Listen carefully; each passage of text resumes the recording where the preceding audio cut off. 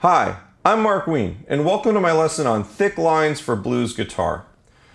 The term thick lines is just a catch-all phrase that I like to use for anything that is not a single note lead line. And I'll use it for blues or country or even pop and rock stuff when I play cover gigs.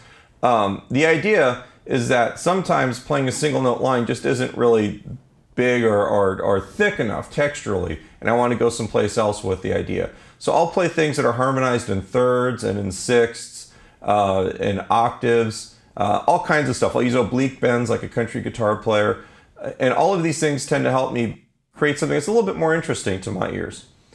Now, the lesson that we have, instead of going over every possible way to do this, we could actually have a 2-hour lesson just on this concept. I've improvised a couple choruses of blues over a backing track, which you're going to listen to next. And I'm going to go over some of the ideas. There's a full transcription, PDF included. I've also included a song called Someone Else's Fool off my album with the full transcription, so you actually hear me use that in a piece of music. And we're just going to kind of go over the highlights of this.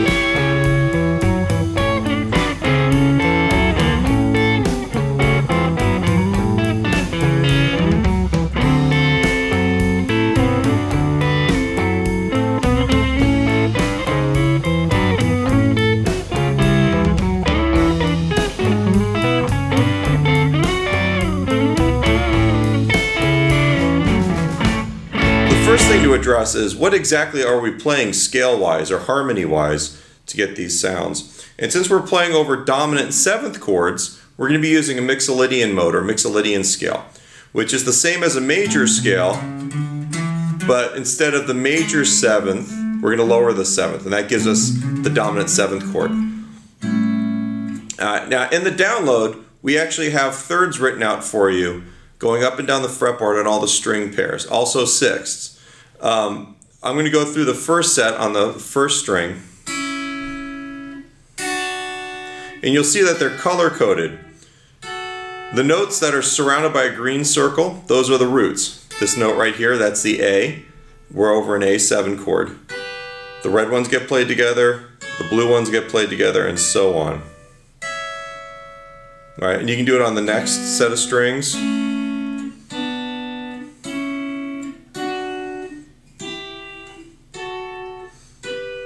And so on. The sixths are the same idea, it's just that they're a little wider apart. A third refers to the interval, or the distance between two notes that are being played at the same time. With a third, it's 3 note names. If we're on C, for instance, D would be the 2nd note, E would be the 3rd note. So C to E would be a third. All right. If we were to play a sixth, we'd be going up that scale, C, D, E, F, G, A. C to A is a sixth, right? And it's a different sound, it's a different distance between notes. So if we were to play sixths in A7, we'd be playing them not on adjoining strings. You can do it, but it's kind of frustrating to play. But we'll play them on the 1st and 3rd strings.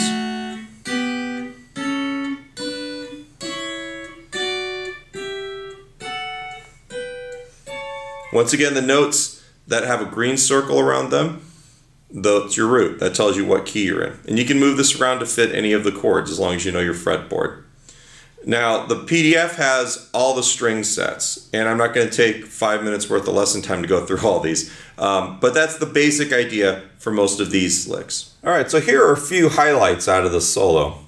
The very first part of it, we start with a third that's actually not played together, but separate, but I keep the notes held down so they ring together. This adds to the thickness.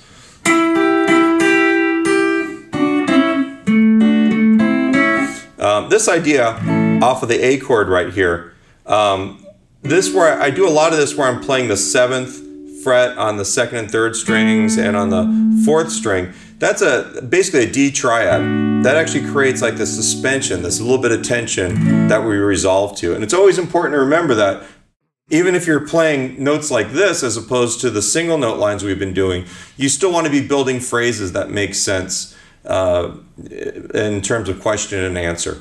So we've got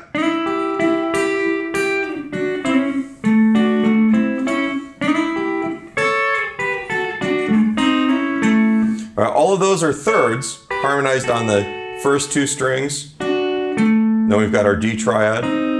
Slide into the chord, the A chord. Actually, there isn't this note there, but I'll play that a lot. Now, this is a third right here. And remember from other lessons, I've talked about the fact that I like in blues music to approach the third from a half step below. So even with these chords, it's kind of nice to slide in. But you can slide any of these chord fragments around, and it's kind of a nice sound.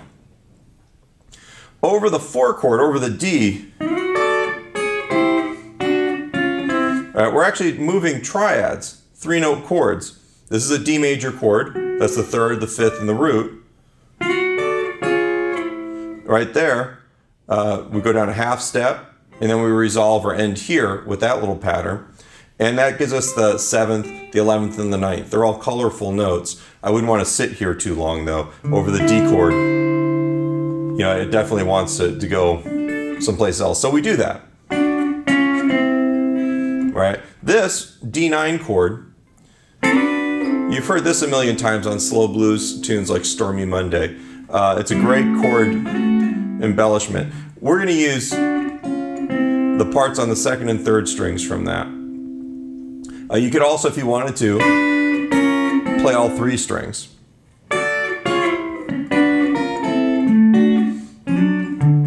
However you want to do it. When we get to the 5 chord, in this, we actually, I play some sixths. All right, and what I'm doing is on the second and fourth strings, I'm sliding into this, the third of the chord, that's the fifth of the chord. All right, and I'm playing the fifth right there. So they're all chord tones, a little chromatic walk down, and then that's the third of the chord and the root. So that's actually just like out of an E7 or an E major in that position there. Always make sure that whatever you're playing, it still makes sense to the chord. Keep in mind what the chord shapes look in there, even if you don't know all the theory yet, and that'll kind of help you out. Your ears also. The next part, we're going back to this D9 chord shape. All right, and all I'm doing is I'm taking it 2 strings at a time. I play the third and fourth strings, back up a fret and slide up, and then I start on the 4th fret on the second and third strings, slide up into where the chord shape would be, and then I play the note on the first string. Yeah, I'll even move. Yeah, it's just one of those things that sounds really cool over a 9th chord, over a blues. But you can also do it, you know, even with just an A major triad.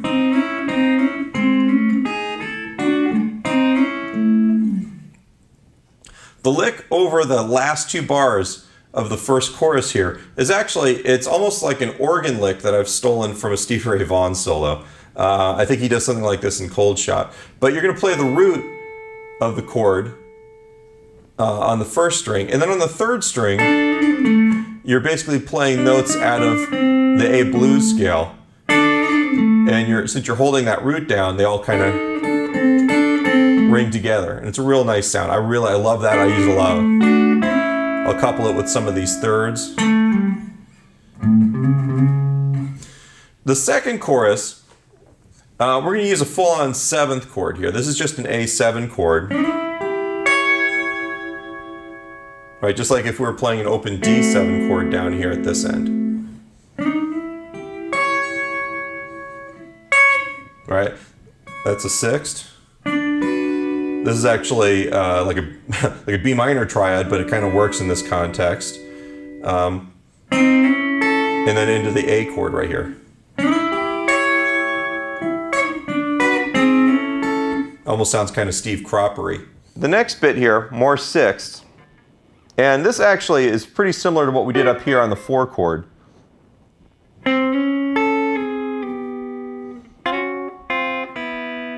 All right, we're just taking the sixths down. This is from the A chord, third and root. That's the ninth and the seventh. And then this part right here, just like what we did here over the D chord, just over the A. The next little part of this, more sixths.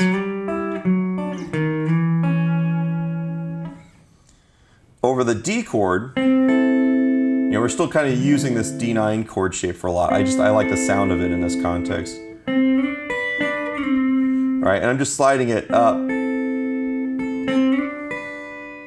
I'm playing the notes on the first and third strings, which gives me some sixths, even though I'm sliding the whole chord shape around. I'm not really playing the note on the second string that much. The next one chord, we're playing more sixths, but we're actually kind of playing in reverse of everyone's favorite simple blues turnaround. So we're actually sliding in here and then playing these chromatically up.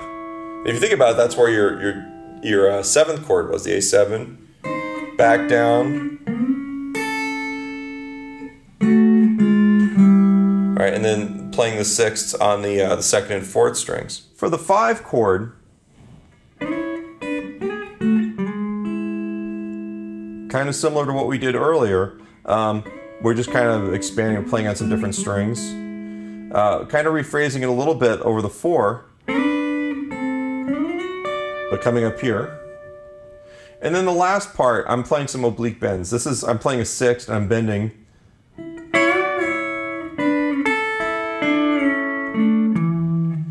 Now, I've got the 9th fret on the 1st and 3rd strings. Notice I'm using these 2 fingers. This is the easiest way to get that bend to happen. Coming down to the 7th. And then when I play this part, I set the note on the first 2 strings first. You got to pre-bend the note on the 3rd string and bring it down. They all